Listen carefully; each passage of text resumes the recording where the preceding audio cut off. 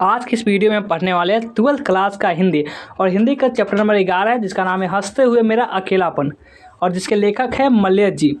मल्लेश जी का हम क्या देखने वाले थे, लेखक परिचय, यानी कि इसको आप जीवन परिचय भी बोल सकते हैं। संपूर्ण जीवन परिचय इस वीडियो में हम देखने वाले हैं। तो चलिए मल्लेश जी का सबसे पहले जन्म देखते हैं। मल्लेश जी का जन्म 1935 ईस्वी में और निधन 26 अप्रैल 1982 को हुआ था। अब इनकी हम जीवन परिचय जानते हैं। जीवन परिचय।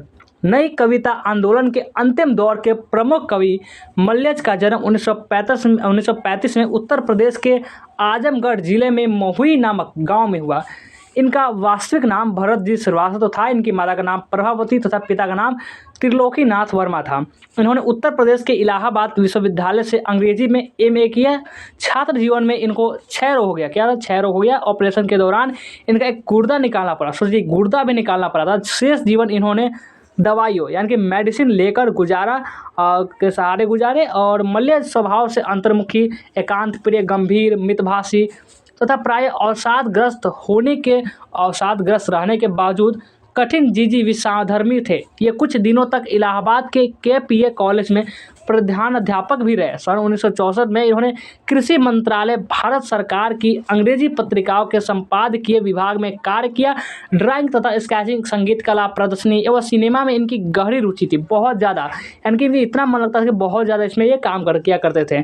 डायरी लेखन को इन्होंने जीवन जीने के समान अपना रखा था। इन्होंने 16 वर्ष की आयु के डायरी लिखना शुरू कर दिया था। मात्र 16 वर्ष के थे तभी से, तथा अपने जीवन के अंतिम काल तक डायरी लेखन करते रहे। 26 अप्रैल 1982 को इस प्रतिभाशाली कवि का क्या हो गया? निधन हो गया, देवांसन हो गया। यानी कि वह इस धरती से चले गए। और साहित्यिक रचनाएं, अब इनके हम साहित्यिक रचनाएं जानते हैं कि साहित्यिक रचनाएं क्या कहती। तो कविता में बात करें तो जख्म पर धूल जो कि 1971 प्रकाशित हुआ, अपने होने को अप्रकाशित करता हुआ जो कि 1980 में प्रकाशित हुआ।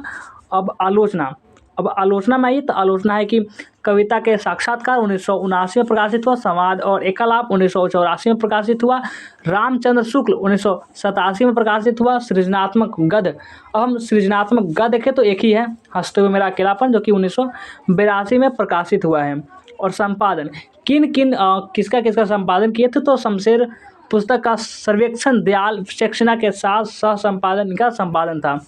अब आइए, अब इनका हम देखते हैं क्या आगे आते। तो डायरी क्या कहते हैं? डायरी 3 खंड जिनका संपादन डॉक्टर नामवर सिंह ने किया था। 3 खंड जो था डॉक्टर नामवर सिंह जो कि प्रगीत और समाज वाले उसने किए थे। और साहित्यिक विशेषताएं, इनकी साहित्यिक विशेषताएं जानते हैं।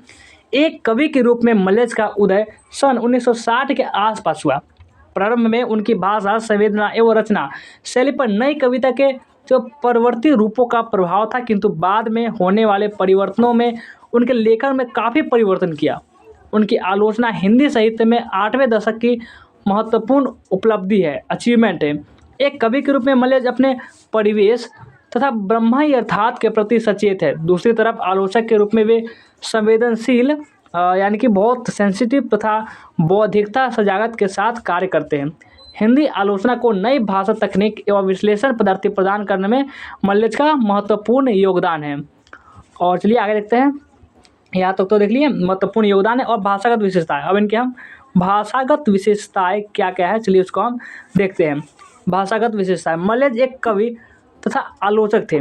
इनकी भाषा में आधुनिकता का पुट है। आलोचक होने के कारण इनकी भाषा में सहजता तथा सरलता के साथ साथ तीखेपन का भी समावेश मिलता है। आप भी पढ़े होंगे तो गद्य में इन्होंने आम बोलचाल के प्रवाहमयी भाषा का प्रयोग किया है, तो वही काव्य में इनकी भाषा सरल तथा सहज हो जाती है। श्रेष्ठ वाक्य विन्यास तथा शब्दों का कुशल प्रयोग इनकी भाषा की सबसे प्रमुख स्पेशलिस्ट है। और प्रस्तुत पाठ हंसते हुए मेरा अकेलापन में मल्लेश द्वारा लिखी गई डायरी के कुछ अंश दिए गए हैं। पूरा डायरी नहीं दिया गया, डायरी के कुछ अंश ही सिर्फ उसमें दिया गया है। यह पाठ मल्लेश द्वारा किए गए और क्या कि अपार डायरी लेखन की एक छोटी सी झलक प्रस्तुत करती है। उनकी डायरी एक प्रतिभाशाली, संवेदनशील कवि आलोचक के आत्मनिर्माण का प्रमाणिक अतरंग साक्ष्य है। तो ये था आपका मल्लेश का लेखक परिचय, जीवन परिचय। तो कैसा लगा ये वीडियो कमेंट करके हमें जरूर बताएंगे। और लाइक नहीं किया अभी तक ले तो जल्दी से लाइक कर लेंगे, शेयर भी कर देंगे। और जो भी नए बच्चे होंगे इसे सब्सक्राइब तो आप लोग नहीं करते हैं ना। सब्सक्राइब सही बोल रहे हैं ना, कर लीजिएगा। सब्सक्राइब तो कर ही लेना है।